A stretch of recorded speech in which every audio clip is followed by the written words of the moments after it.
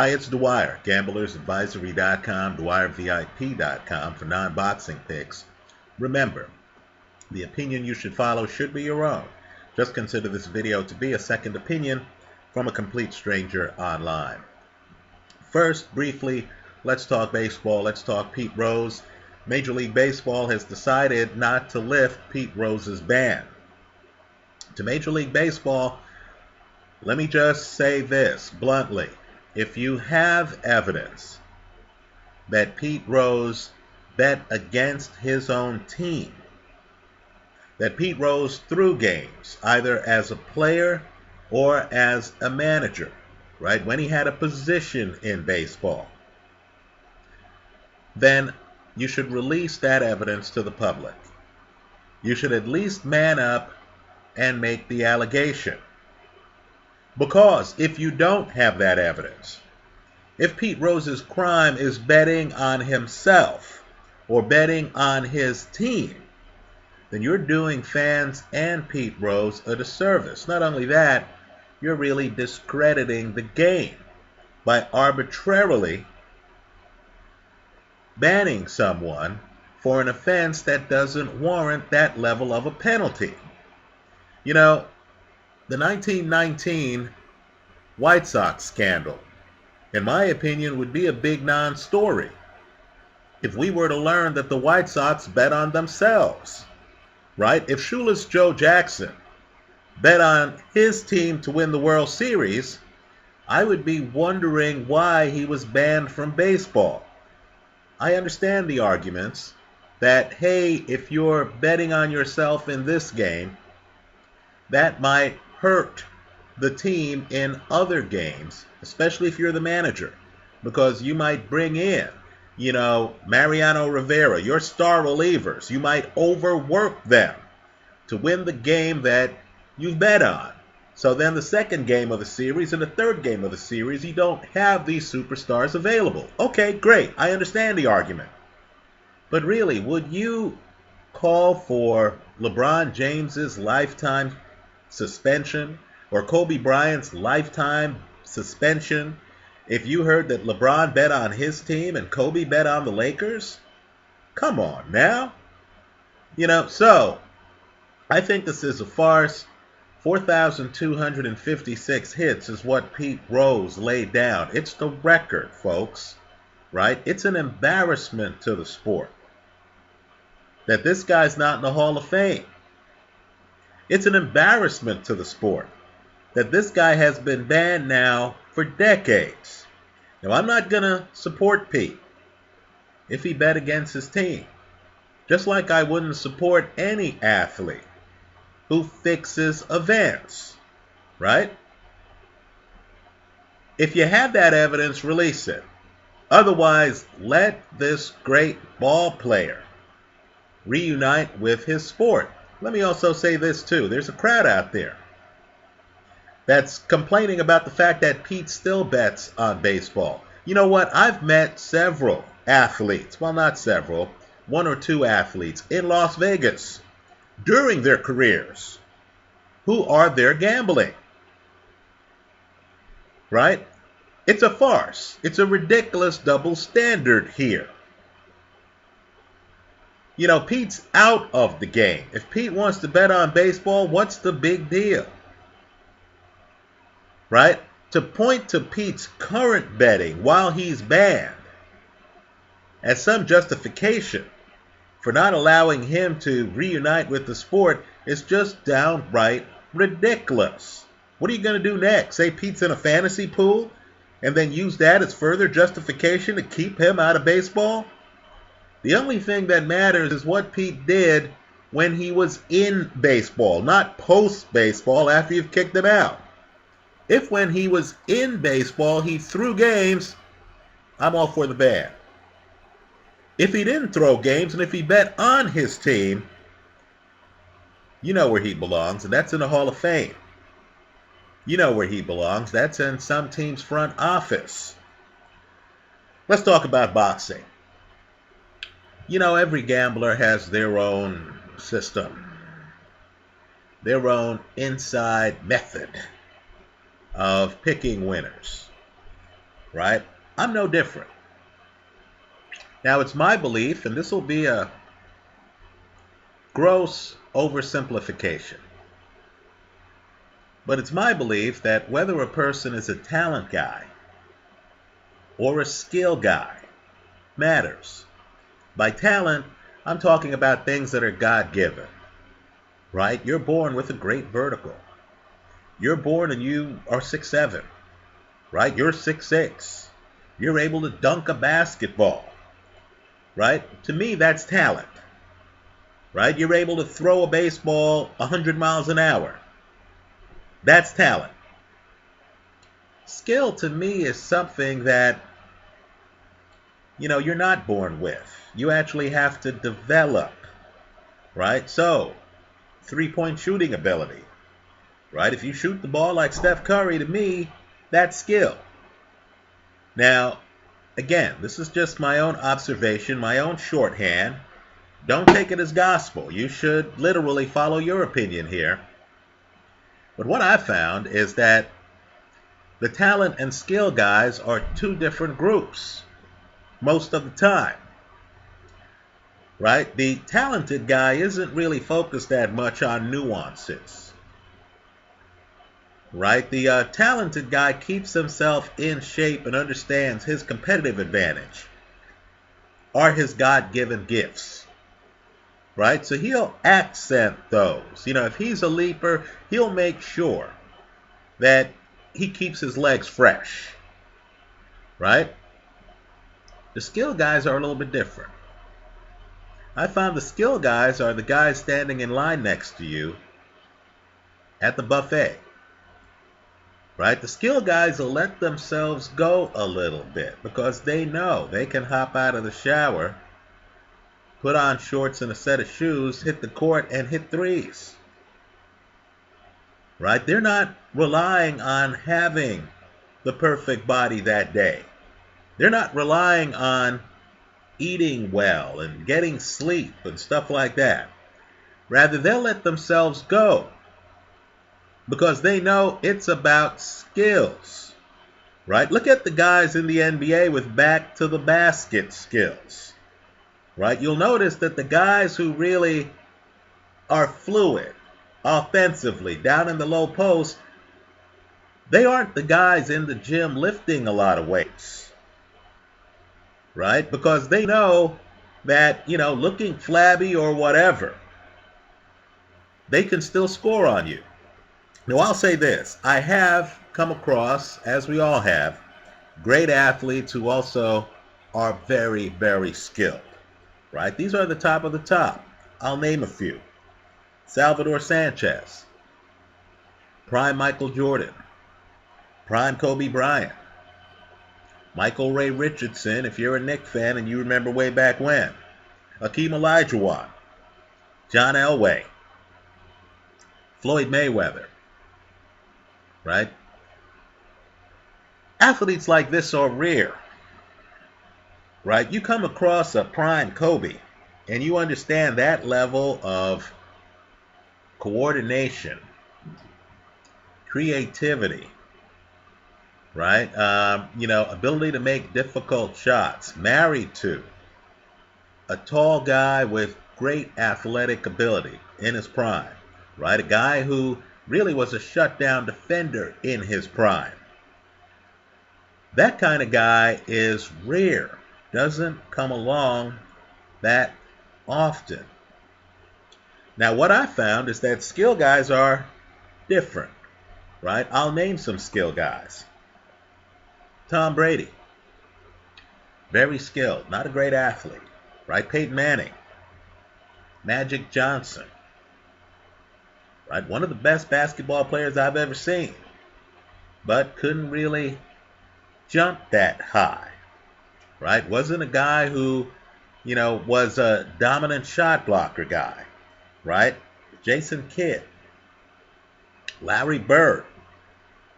In boxing, James Toney. Right now, these are guys who, had an advanced skill set. Very rare. Very rare. But in James Toney's case, you understood that between fights, James Toney enjoyed a good meal. Right? You understood between fights, James Toney enjoyed staying up late at night. Now let's talk about Bryant Jennings. And Jennings is talented. Versus Luis Ortiz. Luis Ortiz is extremely skilled. Extremely skilled. Right? In my opinion, if Bryant Jennings understands that he has a profound foot speed advantage, right? Profound.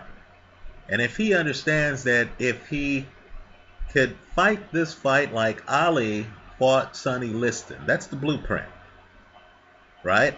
Not sitting down at a chessboard against a skilled grandmaster, but moving around the ring, popping a jab, using the power of presence, right? Letting the crowd know, hey, I'm the one dictating when we interact. I'm the one setting the table. If he could stay away from the chessboard, engage Ortiz using a jab, move away from Ortiz, not find himself with his back up against the ropes, in my opinion, he should beat Luis Ortiz, who right now, at many casinos, is the favorite in the fight. Right? There are going to be a lot of optical illusions going on. Right? Ortiz lately has decided in his mid-30s to get in shape. Right? But make no mistake. Right? The great athletes are always in shape. Right? Floyd Mayweather couldn't wait until he was in his mid-30s to decide, hey, I'm going to be in shape. Because the reflexes will have already dulled. Right? You will have lost a little bit of the spring in your step. Even if you've trained hard for the fight, you're, living the right life now, you're doing the right thing. Right? The problem is because there were periods in your life where you didn't care about training and stuff like that. When you're in against a superior athlete, and in my opinion, there's a huge athletic gap between these two men, you're going to have problems. Now here's where it gets interesting though. Luis Ortiz is a master chess player. On the inside, quite frankly, he's harder to deal with than Vladimir Klitschko, right? Klitschko's a righty. Most fighters have dealt with slick righties. Luis Ortiz is a southpaw, right? Vladimir Klitschko, great jab, could take your head off. Ignores the body.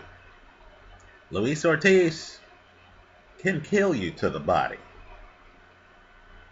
right? Vladimir Klitschko, you run in on him, he tucks you under an arm. He leans on you a little bit, right, to tire you out. Luis Ortiz will put a forearm on you while he's punching you, right? He'll frame you. He'll keep you there while he's hitting you with his other hand. He's rough and tumble on the inside. Let's talk about the problem with Bryant Jennings. Bryant Jennings is like that basketball player who learned how to, play hoops later in life. Right? He just doesn't have a point guard's instincts. You know what I mean? It's like he's in the ring, he's blessed with foot speed, and you say to yourself, wow, with this reach, and he has a long reach, forget his height, look at his reach, folks. With this reach and with this movement, why wouldn't Bryant Jennings learn how to throw a sledgehammer, Larry Holmes type jab?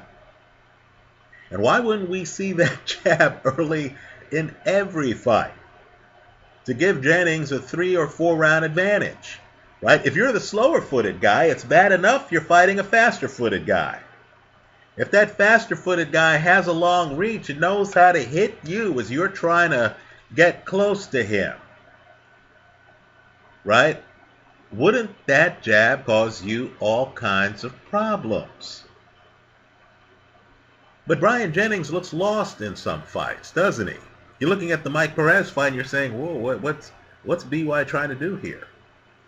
Right? Jennings is that great athlete who is still learning how to box. Right?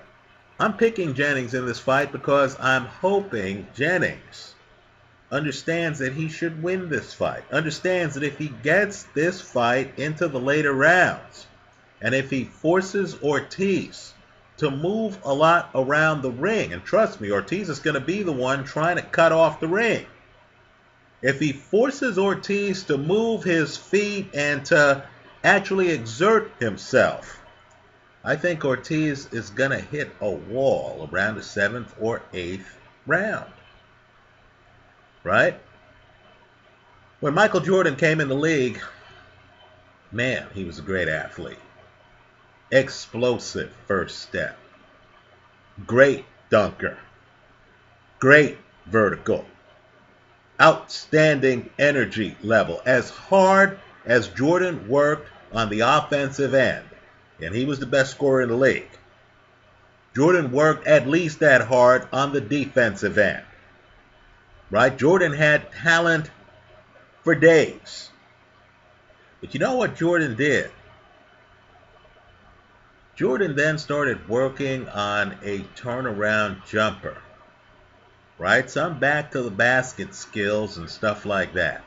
So as Jordan's athleticism started to wane, right? And guess what? That's what happens in life, folks. Right? You don't have a lot of 70-year-old dunkers.